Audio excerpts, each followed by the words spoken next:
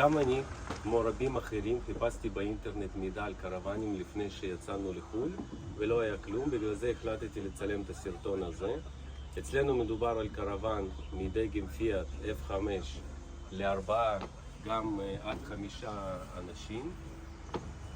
הקרוון הוא ברוחב של 3.5 מטר, בגובה של 3. בואו נעבור על הדברים שיש פה. אז יש מפתח לכל תא שננעל מבחוץ. כאן יש לנו 2 בלוני גז שעובדים הכל אוטומטית, לא צריך לתפעל כלום.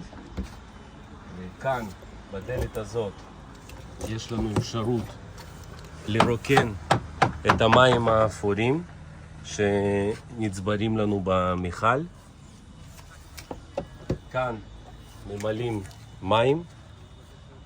באוטו הזה נכנס 120 ליטר מים נקיים.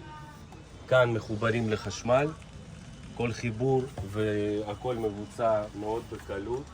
כאן בדלת הזאת נמצא קסטה של שירותים, מה שנקרא, מה שיוצא מהשירותים. לפנות גם מאוד קל, משחררים, מוציאים והולכים לרוקן במקום המיועד לזה. בכל קמפינג קיים ואין שום בעיה לעשות את זה. יש מקום אחסון גדול, עצום. אפשר להביא כמה שרוצים דברים, מזוודות, אופניים, הכל יכול להיכנס לפה. יש מקום גדול. למעלה עוד דבר אחרון, אני אראה לכם את הפאנל טיפול של הקרוון.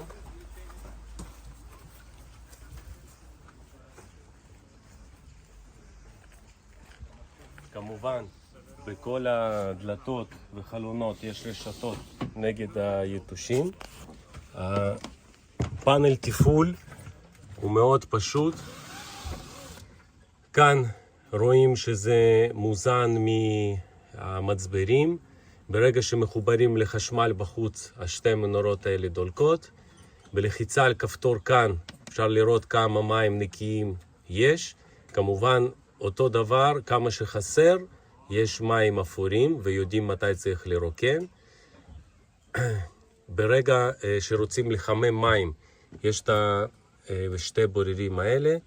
את הבורר התחתון מסובבים למצב של 60 מעלות, והאור הכתום נדלק. עוד כמה שניות אפשר לראות שהאור הכתום נדלק ומתחיל להבהב. ברגע שהאור מפסיק לדלוק, אז יודעים שיש מים חמים. זהו בינתיים.